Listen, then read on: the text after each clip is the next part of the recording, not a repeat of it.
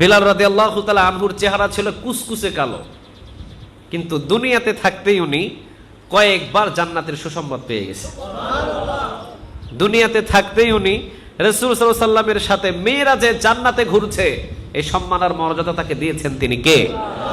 আমি যখন মেরাজে গিয়েছিলাম জান্নাতের ভিতরে তোর খড়মের আওয়াজ পেয়েছি, তুই আমার সাথে জান্নাতে হেঁটে হেঁটে ঘুরে ঘুরে জান্নাত দেখেছিস।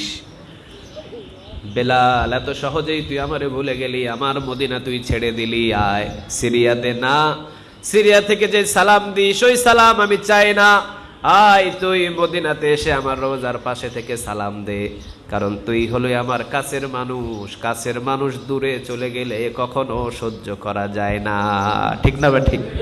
বেলাল রাদিয়াল্লাহু তাআলা আনহুকে দেখতে পেরে 6 মাস পরে সমস্ত সাহাবীরা নিজেদের কন্ট্রোল ভালোবাসা হারিয়ে সবাই চিৎকার দিয়ে বলছেন, বেলাল এসেছে তো রাসূলের ইমামতি মসজিদে শুরু হবে। সুবহানাল্লাহ। ইসলামের সাজ, ইসলামের সজ্জাটাই হলো মডেল, এটা পৃথিবীর শ্রেষ্ঠ। প্যান্ট, শার্ট, কোট, ট্রাই এগুলো তো ইসলামের মডেল না। আমাদের ইসলামের মডেলটাই হলো যে পাঞ্জাবি, যেই টুপি, এত সুন্দর লেভাস, এটা পৃথিবীর সমস্ত ধর্মীয় মানুষগুলো পছন্দ করে। আলহামদুলিল্লাহ বলেন। আপনি যান খ্রিস্টানদের ভিতরে যান, দেখেন তারা সাদা পাঞ্জাবি, এরপরে সাদা পায়জামা অনেকে ব্যবহার করে। হিন্দুদের ভিতরে প্রায় 50 না 60 থেকে 70% সাদা পাঞ্জাবি, সাদা ধুতি অথবা সাদা পায়জামা ব্যবহার করে তারা। কিন্তু আমাদের কাছে এটা এখন অ্যালার্জির মতো হয়ে গেছে, মানে ভালোই লাগে না। আমাদের পোশাক, সুন্নতি পোশাকগুলো ওরা চুরি করে নিয়ে চলে গেছে, আর আমরা কি যে ব্যবহার করি, হাফ প্যান্ট, 3 কোয়ার্টার, এখানে ছিঁড়া, ওখানে ছিঁড়া, ওখানে ছিঁড়া, এগুলো হলো আমাদের জামা। ইসলামের মতো শান্তির ধর্ম, ইসলামের মতো সৌন্দর্যপূর্ণ ধর্ম পৃথিবীতে আর একটাও, আপনাদের মনে বিশ্বাস হয় আছে? একটাও নেই। এই জন্য সহজ, মা বোনদের জন্য সহজ করে দিয়েছেন আল্লাহ সুবহানাহু ওয়া তাআলা। তাহলে মান সামা রমাদানা সুম্মা আতবাহু সিত্তাম মিন শাওয়াল ইন কানা কাসিয়ামিদ দাহার, কেউ যদি রমজান মাসের রোজা আদায়ের পর, কেউ যদি রমজান মাসের রোজা আদায় করার পর যদি শাওয়ালের 6টি রোজা আদায় করে, সে যেন সারা বছর কি করলো? সারা বছর কি করলো? রোজা রাখলো। এখানে বলা হয়েছে মান সামা রমাদানা, মানে রমজান মাসের রোজা আদায়ের পর। তাহলে এখানে বোঝা যায় যে রমজানের যদি কাজা থাকে ওগুলো আগে কমপ্লিট করতে হবে, আপনাকে আগে কমপ্লিট করে ফেলতে হবে। এই জন্য এখান থেকে মাসলাটা হলো, মা এবং বোনদের আগে আপনার কাজাটা আদায় করেন, এরপরে আপনি শাওয়ালের রোজাটা আদায় করেন। আর যদি আপনি অসুস্থ হয়ে থাকেন তাহলে শাওয়াল মাস যদি পেরিয়ে যায়, আগে শাওয়ালটাই শেষ করেন। তাহলে যদি আপনার সময় থাকে তাহলে রমজানের কাজাটা আদায় করেন। আল্লাহ সুবহানাহু ওয়া তাআলা আমাদের নেক আমল করার তৌফিক দান করুক, আমরা বলি আমিন। এরপরেও রাসূল রমজান মাস ছাড়াও মাসে কয়টা রোজা করতেন বলেন তো দেখি? 3টা। মাসের ভিতরে মধ্যস্থানে কয়টা করতেন? 3টা। 13, 14, 15। 13, 14, 15। এরপরে রাসূল সাল্লাল্লাহু আলাইহি ওয়াসাল্লাম প্রতি কোন দিনে রোজা করতেন? সোমবার, বৃহস্পতিবার, এগুলো বা জুমাবারও মাঝে মাঝে করতেন। যে সোমবার বৃহস্পতিবারের দলিলটা সবচাইতে বেশি। সোমবারে রাসূল কেন রোজা করতেন? কি জন্য করতেন? কারণ সোমবারে রাসূল সাল্লাল্লাহু আলাইহি ওয়াসাল্লাম দুনিয়াতে এসেছিলেন, এই জন্য শুকরিয়া স্বরূপ তিনি রোজা রাখতেন। আলহামদুলিল্লাহ বলেন। তো আমরা রোজা রাখলে অনেকে মনে করে যে রোজা রেখে ফজিলতটা কি, রোজা রাখলে কি হবে? রোজা যারা রাখবে তারা আল্লাহর মেহমান। আলহামদুলিল্লাহ বলেন। কার মেহমান? আর রাইয়ান নামক একটা দরজা আছে, স্পেশালি ওই দরজা দিয়ে আল্লাহ তাদেরকে জান্নাতের ভিতরে ঢুকিয়ে দেবে। রোজা যারা রাখবে কমসে কম সে 50টা গুনাহ থেকে বিরত থাকবে। আলহামদুলিল্লাহ বলবেন না? রোজাতে থাকবে সে কমসে কম 50টা গুনাহ থেকে বিরত থাকবে। নাম্বার 1, সে গালাগালি থেকে বিরত থাকবে, কারণ সে রোজা। এই রোজা তাকে গালাগালি থেকে বিরত রাখছে, এই রোজা তাকে জেনা থেকে বিরত রাখছে, এই রোজা তাকে পর্নোগ্রাফি থেকে বিরত রাখছে, এই রোজা তাকে অশ্লীল কাজ থেকে বিরত রাখছে, এই রোজা তাকে বিভিন্ন বিভিন্ন পাপ যেগুলো আছে, অনেকের গোপনীয় কিছু পাপ আছে, যেমন হস্তমৈথুন করে সে, এরপরে সে গোপনে গোপনে পর্নোগ্রাফি দেখে, এরপরে লুকোচুরি করে অনেক নেকেড ফিল্মগুলো দেখে। সমস্ত গোনাহ থেকে শুধু একটা রোজা আপনাকে বিরত রাখতে পারে। আলহামদুলিল্লাহ বলেন। আর দুনিয়াতে যদি এই লাভ হয় কিয়ামতের ময়দানে আল্লাহ সুবহানাহু ওয়া তাআলা বলেন ওরা হলো আমার মেহমান, ওরা আমার দস্তরখানায় আমার মেহমানদারি করবে। আলহামদুলিল্লাহ বলেন। কে মেহমানদারি করাবে? সবাই বলেন কে? আল্লাহ। কার জন্য আমরা রোজা রাখি? আল্লাহর জন্য। এই জন্য শাওয়াল মাসের 6টি রোজা আমরা কেউ ভাঙবো না। শাওয়াল মাসের 6টি রোজা আমরা কেউ ক্যান্সেল করব না। ভেঙে ভেঙে যদি করেন তাও হবে, আর যদি ভেঙে ভেঙে নাও পারেন, লাগাতার যদি করেন তাও হবে, কোনো অসুবিধা নেই। আল্লাহ সুবহানাহু ওয়া তাআলা এই শাওয়াল মাসের 6টি রোজা আল্লাহ তুমি আমাদের করার তৌফিক দান করো, আমরা বলি আমিন। সাহাবীরা বলতেন তারাই এই শাওয়াল মাসের 6টি রোজা আদায় করতে পারবে যারা রাসূলকে জীবন থেকে বেশি ভালোবাসে। এটা হলো সাহাবীদের কথা। তারাই শাওয়াল মাসের 6টি রোজা আদায় করবে যারা রাসূলকে সবচাইতে বেশি, সবাই বলেন কি করে? ভালোবাসে। লা ইউমিনু আহাদুকুম হাত্তা আকুনা আহাব্বা ইলাইহি মিন ওয়ালিদিহি ওয়া ওয়ালাদিহি ওয়ান নাসি আজমাইন। রাসূল সাল্লাল্লাহু আলাইহি ওয়াসাল্লাম বলেছেন, সহিহ বুখারীর বর্ণনা এসেছে, ততক্ষণ পর্যন্ত সে কখনো মুমিন হতে পারবে না যতক্ষণ পর্যন্ত নিজের ছেলে, নিজের মেয়ে, নিজের বিবি বাল বাচ্চা, এমনকি নিজের লাইফের কাছ থেকেও রাসূলকে বেশি না ভালোবাসতে পারবে। আলহামদুলিল্লাহ বলেন। আমার কলিজার থেকেও আমার রাসূলের কলিজার দাম বেশি, আমার পুরো শরীর থেকে আমার রাসূলের শরীরের দাম বেশি। এটা নিজেকে বোঝাতে হবে এভাবে যে আমার ছেলে, আমার মেয়ে, আমার বিবি এবং আমি নিজে, আমার মা, আমার বাবা, সব কিছুর চাইতে ঊর্ধ্বে থাকবে রাসূলের ভালোবাসা। ঠিক না? ঠিক। সাহাবীরা বললেন যে রাসূলের যার প্রতি ভালোবাসা আছে সে শাওয়ালের 6টি রোজা আদায় করা ছাড়া ছাড়তে পারে না। এটা হলো সাহাবীদের মন্তব্য ছিল। কারণ সাহাবীদের কাছে রাসূলের একটা সুন্নাহ ছিল, এত ইম্পর্টেন্ট ছিল, এত গুরুত্ব ছিল, জীবন দিয়ে দিত, কিন্তু রাসূলের সুন্নাহ তাকে ছাড়তো না। আলহামদুলিল্লাহ বলেন। পাকিস্তান থেকে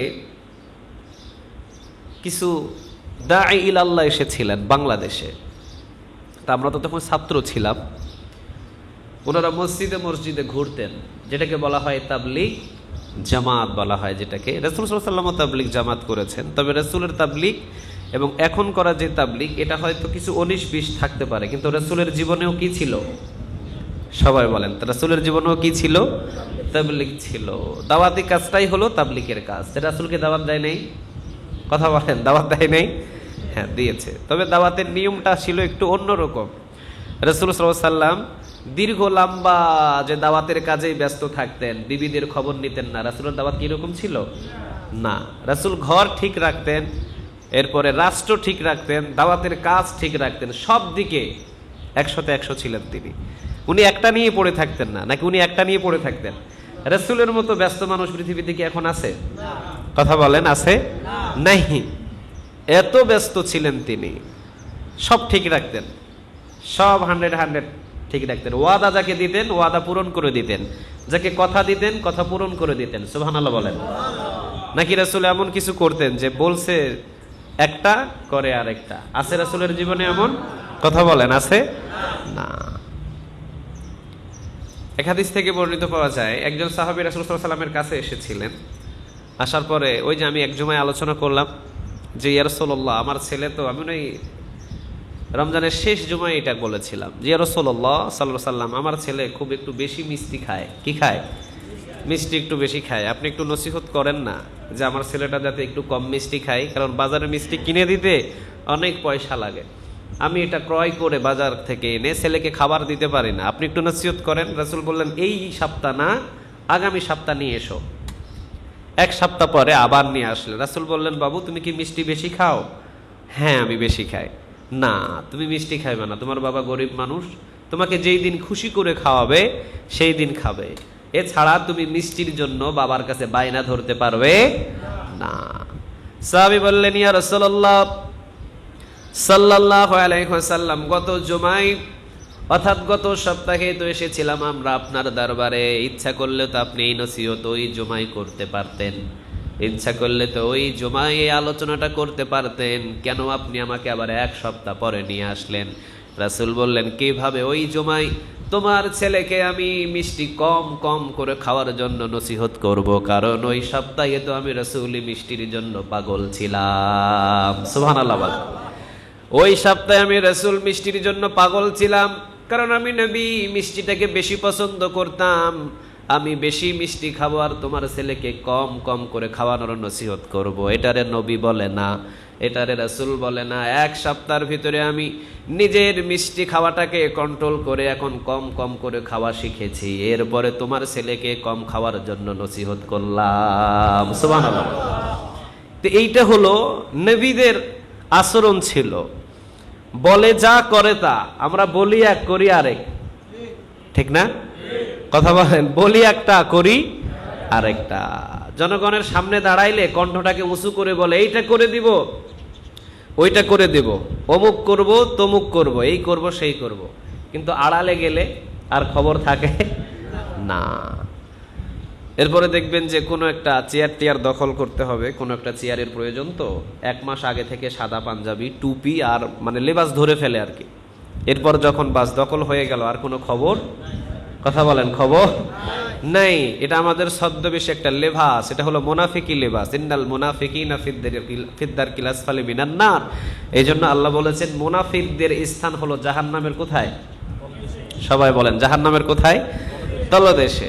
জান্নাতীরা আল্লাহ সুবহানাহু ওয়া তাআলাকে কতটুকু ভালোবাসবে, ডিজিটাল মনিটর এখানে থাকবে, পার্সেন্ট উঠে যাবে এই জায়গায়। সুবহানাল্লাহ বলেন। আপনি দুনিয়ায় রাসূলকে, আল্লাহকে কতটুকু ভালোবেসেছেন, ডিজিটাল মনিটরে উঠে যাবে এখানে 100%, 200%, 300%, 3000%, এখানে ডিজিটাল মনিটর উঠে যাবে। কিন্তু দুনিয়ায় কতটুকু ভালোবাসা যায়, কতটুকু ভালোবাসা না যায়, এইটার কিন্তু মনিটর পৃথিবীতে নাই। কিন্তু এই মনিটরের খবরটা কে জানে? সবাই বলেন, কে জানে? আল্লাহ। কিন্তু জান্নাতীরা দেখবে ওর মনিটরে 3000, আমার মনিটরে মাত্র 300, মানে আমি 300% রাসূলকে ভালোবাসতাম, আল্লাহকে ভালোবাসতাম, আর ও ভালোবাসতো 3000।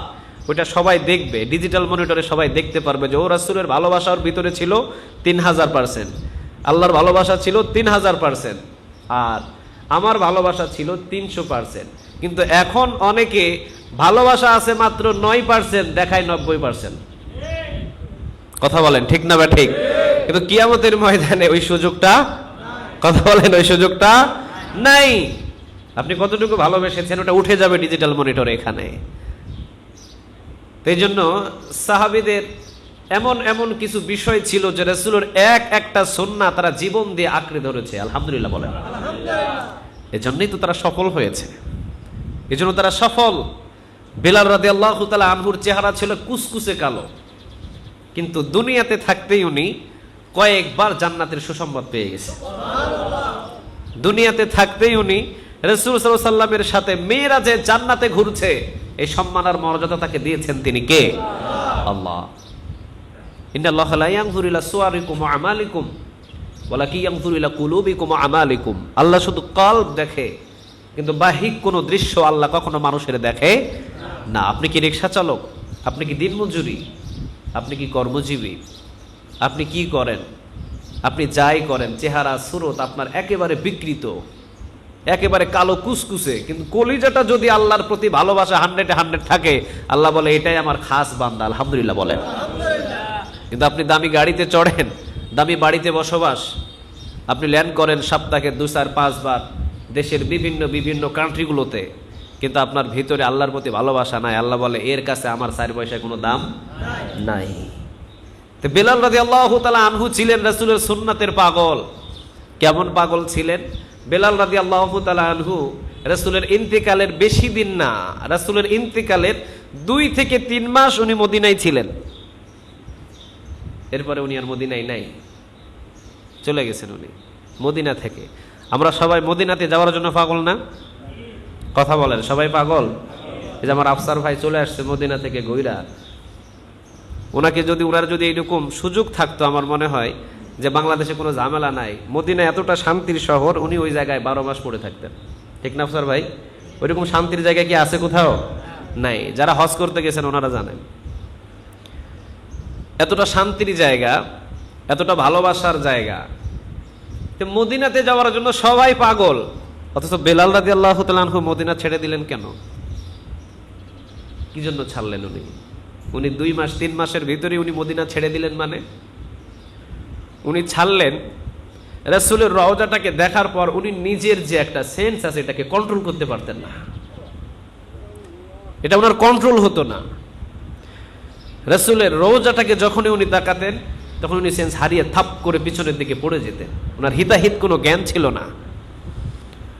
উনি যে আমলের দিকে একটা মোড় দিবে, যে নামাজের দিকে একটা কৌশলী করে একটা মোড় দিবে, এই সেন্সটা ওনার থাকতো না, হারিয়ে যেত।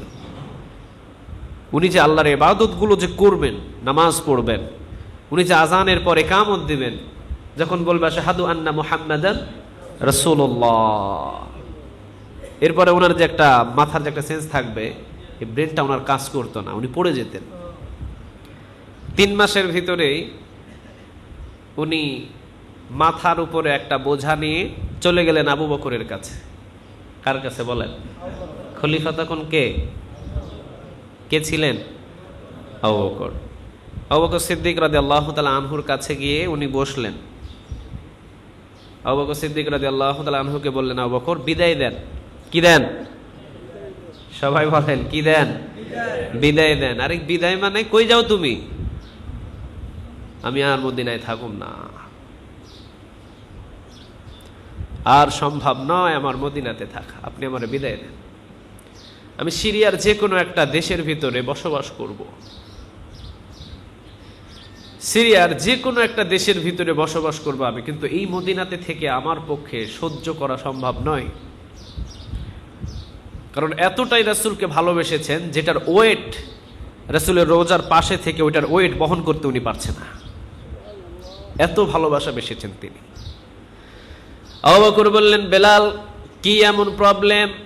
খাবারের যদি কোনো অসুবিধা হয় রাষ্ট্রীয় থেকে তোমার খাবারের ব্যবস্থা করে দেব, বেতন যদি কম হয় রাষ্ট্রীয়ভাবে তোমার বেতন করে দেব, তোমার যা যা প্রবলেম আছে সব প্রবলেমগুলো সলভ করে দেব। কি কি সমস্যা আছে আমাকে বলো, রাষ্ট্রীয় খাজানা থেকে তোমার সমস্যা সমাধান আমরা করে দেব। বেলাল রাদিয়াল্লাহু তাআলা আনহু বলেন, আমার দুনিয়াবি কোনো লালসা, দুনিয়াবি কোনো সম্পদের সমস্যা নাই, সমস্যা হলো একটা, যদি সম্ভব হয় আমার রাসূলকে আমার সামনে হাজির করে দাও। এটা কি সম্ভব? কথা বলেন, এটা কি সম্ভব? আবু বকর সিদ্দিক রাদিয়াল্লাহু তাআলা আনহু বললেন, বেলাল আমরাও তো আছি, সবাই আছি এই মদিনার ভিতরে, আমরাও তো রাসূলকে জীবন দিয়ে বেশি ভালোবাসি, আমরাও তো রাসূলকে কম ভালোবাসি না, আমাদেরও তো চোখের পানি পড়ে আমাদের রাসূলের জন্য। রাসূল যে এতিম করে চলে গেছে আমাদের, আমরাও তো কম কান্না করি না। বেলাল থাকো আর আমাদের পরামর্শ অনুযায়ী তুমি মদিনাতেই জীবন যাপন করো। বেলাল রাদিয়াল্লাহু তাআলা আনহু শুধু একটা প্রবলেমের কথা বললেন, সেইটা হলো আবু বকর, যখনই আমি আজান দিই হাইয়া আলাস সালাত, হাইয়া আলাস সালাত, হাইয়া আলাল ফালাহ, হাইয়া আলাল ফালাহ, এই কথাগুলো যখনই বলি, এরপরে যখন আমি একটু ইঙ্গিত করি, দেখি ঠিক মসজিদের মিম্বরের সামনে আমার রাসূলকে হাজির পাওয়া যায়। কিন্তু এখন আমি যখন রাসূলের নাম নিয়ে আজান দিই, হাইয়া আলাস সালাহ বলি, হাইয়া আলাল ফালাহ বলি, যখন মিম্বরের দিকে তাকিয়ে দেখি রাসূল নাই, রাসূলের রওজার দিকে যখন তাকায় আমি নিজেকে কন্ট্রোল করে ধরে রাখতে পারি না। নিজেকে যদি কন্ট্রোল করে ধরেই না রাখতে পারি, কিভাবে আমি এই মদিনায় বসবাস করব? চলে গেলেন তিনি। ওমরের কাছ থেকে বিদায় নিলেন, ওসমানের কাছ থেকে বিদায় নিলেন, আবু বকরের কাছ থেকে বিদায় নিলেন, সবার কাছ থেকে বিদায় নিয়ে তিনি চলে গেলেন সিরিয়ায়। 6 মাস পর রাতের বেলা তিনি ঘুমিয়েছেন, রাসূল সাল্লাল্লাহু আলাইহি সাল্লাম তাকে স্বপ্নে দেখাচ্ছেন, বেলাল এত সহজে আমি রাসূলকে কিভাবে তুমি ভুলে গেলে? আল্লাহু আকবার বলেন। বসেন। কিভাবে ভুলে গেলে বেলাল? 6 মাস এখনো পর্যন্ত তোমার কোনো সালাম পেলাম না, 6 মাস পর্যন্ত এখনো তোমার কোনো আকৃতি আমি এই রোজার পাশে দেখতে পেলাম না, এত সহজেই ভুলে গেলে বেলাল? একটু আসো মদিনার রওজার পাশে, আসো একটু দাঁড়াও, একটু সালাম দাও, আর সালাম দিয়ে আমি মুহাম্মদকে ধন্য করে দাও। সুবহানাল্লাহ। ভালোবাসা কি একতরফ হয়? কথা বলেন, ভালোবাসা কি একতরফ হয়? না। ভালোবাসার দুইটা পক্ষ লাগে। এই জন্য রাসূল বলেন, যদি কেউ আমাকে ভালোবাসে, যদি কেউ আমার মহব্বত কলিজার ভিতরে লালন পালন করে, ওই বান্দার ভালোবাসা, ওই বান্দার প্রতি ভালোবাসা রাসূলের ভিতরে পয়দা করে দেন তিনি কে? সেই হাদিসের বর্ণনা, রাসূল বলেন, পৃথিবীর যে কোনো স্থান থেকে কেউ যদি আমারে সালাম দেয়, ওই সালামটা আমার রওজায় পৌঁছে যায়। সুবহানাল্লাহ বলেন। সিরিয়া থেকে তো বেলাল রাদিয়াল্লাহু তাআলা আনহু বহু সালাম দিয়েছেন, কারণ যখনই আমরা নামাজে দাঁড়াই তখন দরুদ পড়ি। দরুদে রাসূলকে সালাম নাই? কথা বলেন, সালাম নাই? আত্তাহিয়াত পড়ি, ওখানে কি সালাম নাই? প্রতিদিন তো আমরা সালাম দিচ্ছি আমার রাসূলকে, কোনো অসুবিধা নেই। কিন্তু বেলালের প্রতি ভালোবাসাটা একটু বেশি। এই জন্য বলছে, বেলাল, ওই সিরিয়া থেকে তোর সালামের আমার প্রয়োজন নাই, আমার রওজার পাশে এসে তুই সালাম দিয়ে দে, আমার রওজার পাশে আয়। আরে তুই তো আমার কাছের মানুষ, তুই এত দূরে থেকে সালাম দিবি কেন? তুই ছিলি আমার মুয়াজ্জিন, তুই ছিলি আমার পিছনে, তুই আমার কাছের মানুষ, তুই সিরিয়া থেকে সালাম দিবি, ওই সালাম আমি চাই না। তোর সালামটা আমি চাই সেই মদিনার রওজার পাশে থেকে, আমার রওজার পাশে এসে তুই সালাম দে। সুবহানাল্লাহ বলে। সিরিয়াতে 6 মাস পরে রাসূল স্বপ্নে দেখালেন, বেলাল ভুলে গেলি আমারে? আমি যখন মেরাজে গিয়েছিলাম, জান্নাতের ভিতরে তোর খড়মের আওয়াজ পেয়েছি, তুই আমার সাথে জান্নাতে হেঁটে হেঁটে ঘুরে ঘুরে জান্নাত দেখেছিস। বেলাল, এত সহজেই তুই আমারে ভুলে গেলি? আমার মদিনা তুই ছেড়ে দিলি, আয়। সিরিয়াতে না, সিরিয়া থেকে যে সালাম দিস, ওই সালাম আমি চাই না। আয় তুই মদিনাতে এসে আমার রওজার পাশে থেকে সালাম দে, কারণ তুই হলো আমার কাছের মানুষ। কাছের মানুষ দূরে চলে গেলে কখনো সহ্য করা যায় না, ঠিক না? ঠিক। তুই আমার কাছের মানুষ, তুই আমার মুয়াজ্জিন। আয় সিরিয়াতে এসে, সিরিয়া থেকে এসে আমার রওজার পাশে সালাম দে। বেলাল রাদিয়াল্লাহু তাআলা আনহু আবার বস্তা বাঁধলেন, মাথায় একটা বোঝা নিয়ে সবাই সামনে দিয়ে মদিনার ঠিক যে রাস্তা দিয়ে রাসূলের রওজায় প্রবেশ করতে হয়, ওই রাস্তা দিয়ে বেলাল রাদিয়াল্লাহু তাআলা আনহু প্রবেশ করছেন। সাহাবীরা রাসূলকে কিভাবে ভালোবাসতেন দেখেন। বেলাল রাদিয়াল্লাহু তাআলা আনহুকে দেখতে পেরে 6 মাস পরে সমস্ত সাহাবীরা নিজেদের কন্ট্রোল, ভালোবাসা হারিয়ে সবাই চিৎকার দিয়ে বলছেন, বেলাল এসেছে তো রাসূলের ইমামতি মসজিদে শুরু হবে। সুবহানাল্লাহ। 6 মাস বিশ্বাসই করতে পারে না যে রাসূল মসজিদে নববীতে নাই, এটা বিশ্বাসই করতে পারে না তারা। বেলাল যখন মদিনার প্রবেশের রাস্তা দিয়ে প্রবেশ করছে রাসূলের রওজার দিকে, সব সাহাবীরা বলছে, আরে বেলাল এসেছে তো রাসূল এসেছে। বেলালের আজান হবে তো মসজিদে নববীতে রাসূল সাল্লাল্লাহু আলাইহি ওয়াসাল্লামের জামাত হবে। চিৎকার দিয়ে পড়েন আল্লাহু আকবার। বেলাল রাদিয়াল্লাহু তাআলা আনহু তিনি মসজিদে নববীতে ঠিক রাসূলের রওজার পাশে আসলেন, চিৎকার দিয়ে দিয়ে তিনি কাঁদছেন, চোখের পানি যেন সাগরের মতো টপ টপ করে পড়ছে। বেলাল রাদিয়াল্লাহু তাআলা আনহুকে দেখতে পেরে আবু বকর নিজেও অবাক, নিজেও খুশি। ওমর রাদিয়াল্লাহু তাআলা আনহু তিনি জড়িয়ে ধরলেন। সবাই আসলেন বেলাল রাদিয়াল্লাহু তাআলা আনহুর কাছে। আসার পর সবাই একটা আকুতি জানালেন, বেলাল, 6 মাস পর্যন্ত তোমার আজান থেকে আমরা মাহরুম আছি, আজকে অন্তত তোমার আজান দিয়ে আমাদের কলিজাটারে তুমি শীতল করে দাও। এই জন্য সাহাবীরা বলতেন, আজান শুনে কলিজা শীতল হয়, নামাজ দিয়ে কলিজাটা শীতল হয়। আর পৃথিবীর ভিতরে দেখবেন বহু মানুষ মুমিন দাবি করে, কিন্তু গান শুনে তার কলিজাটাকে শীতল বানায়, ঠিক না ভাই? ঠিক। গান শুনে কলিজাটা শীতল হয় না, বরং গান শুনে কলিজাটা কঠোর হয়। কথা কর না কেন? গান দিয়ে কি কলিজাটাকে শীতল বানানো যায়? নাচ গান দিয়ে যদি কি কলিজাটাকে শান্তি বানানো যায়? না, ভুল ধারণা, এটা ভুল ধারণা। পৃথিবীর ভিতরে কারি আব্দুল বাসেত নাম শুনছেন না আপনারা? কথা কন না কেন? নাম শোনেন নাই? কারি আব্দুল বাসেত উনি প্রকাশ করে দিয়েছেন যে কোরআন দিয়ে কলিজাটাকে শীতল বানানো যায় না। উনি এক দেশের ভিতরে ওনার বন্ধুর সাথে অথবা ওনার যে কোনো একটা পার্লামেন্টের মেম্বারের সাথে উনি ঘুরতে গিয়েছেন, চলে আসবেন। ওনাকে বললো, না আজকে থাকেন। আজকে আমাদের একটা পার্টি আছে, ওই পার্টিতে আপনি অংশগ্রহণ করবেন। কি পার্টি? সেখানে নাচ গান হবে, মদ খাওয়া হবে, মস্তি হবে, নাচ গান হবে। উনি বলছে আমি হুজুর মানুষ, আমি ওখানে যাই কি করবো? কয় না, ওখানে আপনাকে যেতে হবে, চলেন সবার সাথে পরিচিত করে দেবো আপনাকে। উনি চলে গেলেন ওই জায়গায়, দেখে যে হ্যাঁ ব্যান্ড পার্টিগুলো হাজির, নাচ গান নিয়ে, মহিলা নিয়ে সব হাজির। উনি একটা চাদর মুড়ি দিয়ে উনি গিয়ে বসলেন ওনার বন্ধুর কাছে। তে সবাই জিজ্ঞাসা করে কে এটা? কয় এটা আমার বন্ধু অমুক মিশরের একজন কারি, নাম হলো আব্দুল বাসেত। উনি খুব সুন্দর করে কোরআন তেলাওয়াত করে। তো ওনারা তো কোরআন চিনে না, ওনারা বললেন যে কোরআন মানে কি? কোরআন মানে হলো পৃথিবীর সর্বশ্রেষ্ঠ একটা ধর্মীয় কিতাব, যার নাম কি বলেন? সবাই বলে।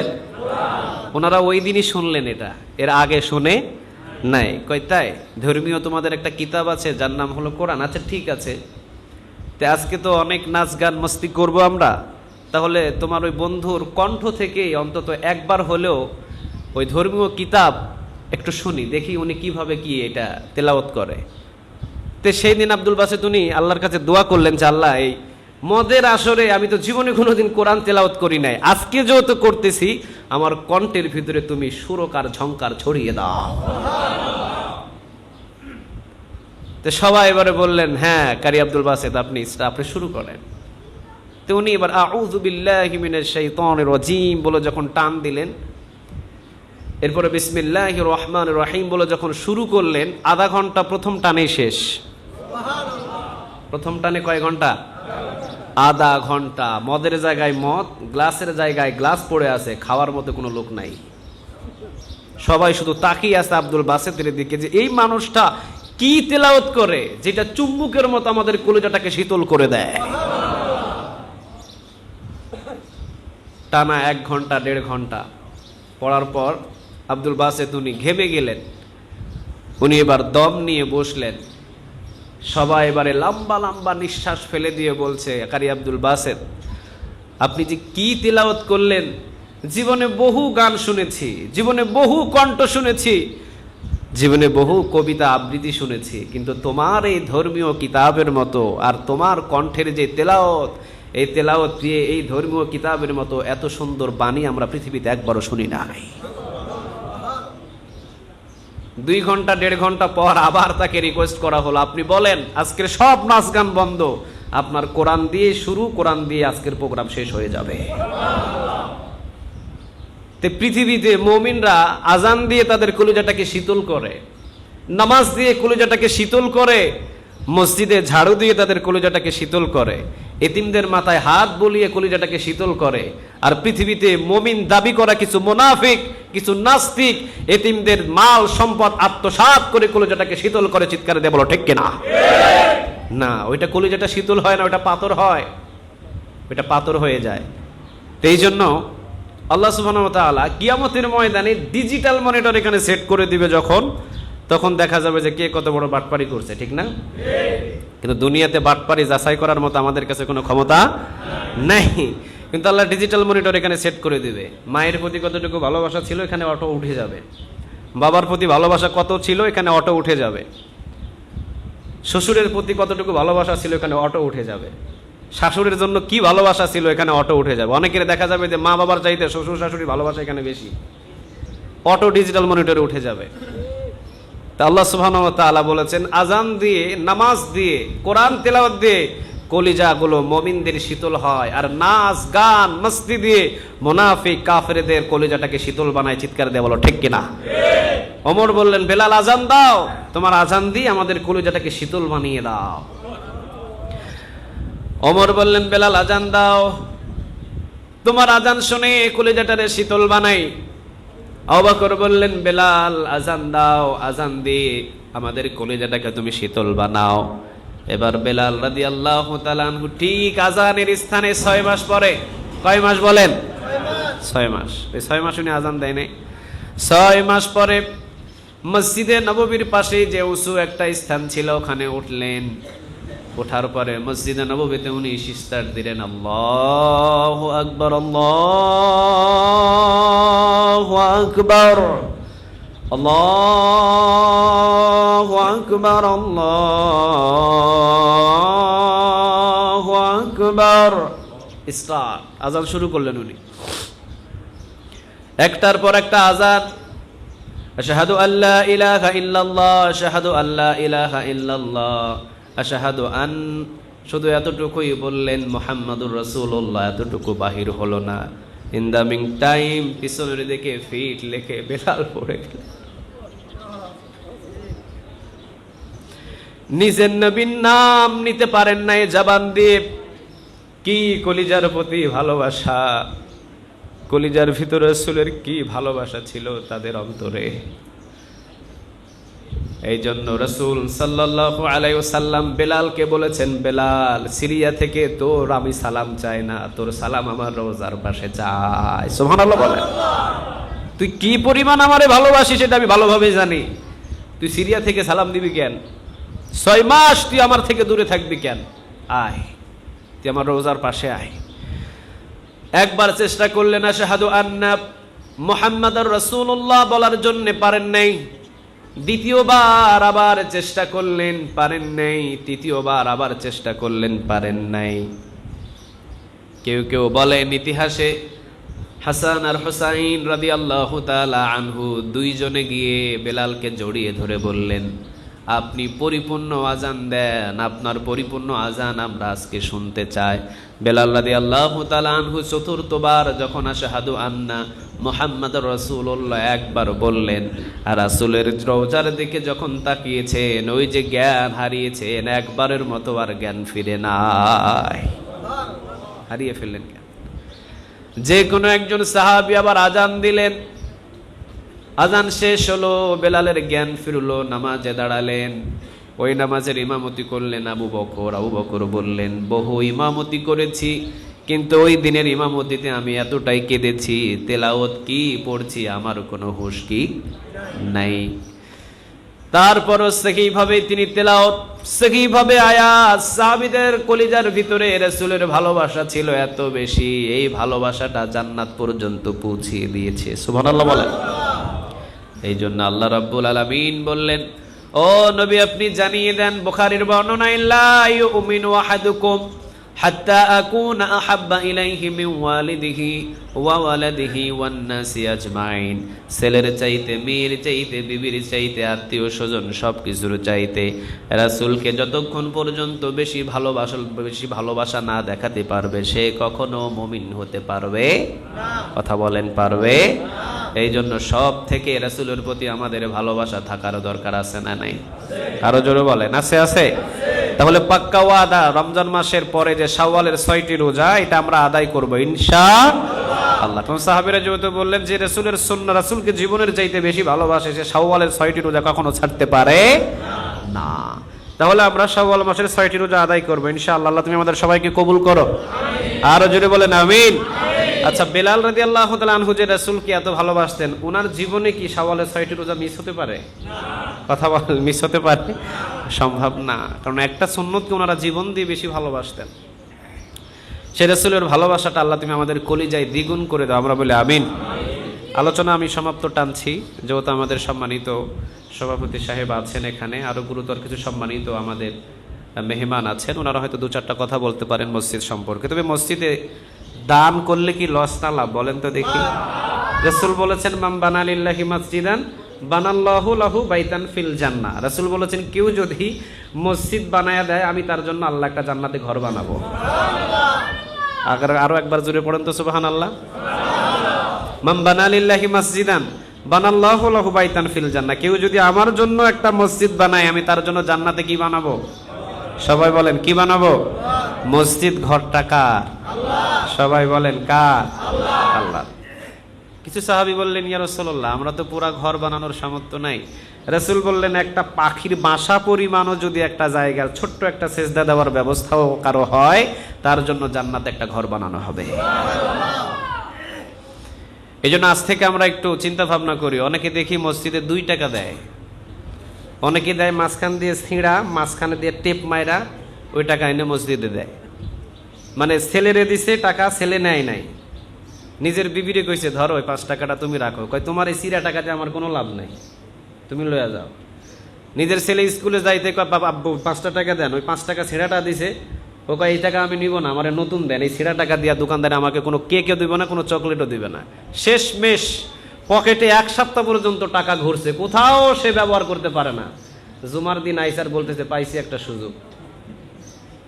বাস জুমার দিনে টাকা যখন উঠানো হয় তখন মুটের ভিতরে দিয়া ছিঁড়া টাকাটা দিয়ে দিল, কয় যা হয় হোক, মসজিদে চালাইতে পারে চালাক, না চালালে ওরা পকেটে নিয়ে ঘুরুক। কাকে ঠকালেন? কাকে ঠকালেন? আপনি জানেন এইটাই আপনার সম্বল? আপনার এখনো এই মগজের ভিতরে ঢুকে নাই যে আপনার সম্বল ওই 5 টাকার ভিতরেই ছিল। আপনি বহু গাড়ি করেছেন, বহু বাড়ি করেছেন, বহু দালান কোঠা করেছেন, সব ভাগাভাগি হবে। মসজিদের যে দানটা করেছেন এটা আপনার কবরে পৌঁছে যাবে। আপনি এখানেই দুর্বল হয়ে আছেন এখনো। আজ থেকে অন্তত 2-4 টাকা না দিয়ে 10 টাকা কমসে কম দেওয়ার চেষ্টা করবো ইনশাআল্লাহ। প্রতি জুমায় কয় টাকা? কথা বলেন, কয় টাকা? মনে করবেন এটা আমার আখিরাতের সম্বল, এখানে কম দেওয়া সম্ভব না, কমসে কম 10 টাকা করে দিব। আল্লাহ আমাদের সবাইকে কবুল করুক। সভাপতি সাহেব এবং সম্মানিত মেহমানদের কথা শুনে আমরা সুন্নাতটা পড়ে নেব ইনশাআল্লাহ।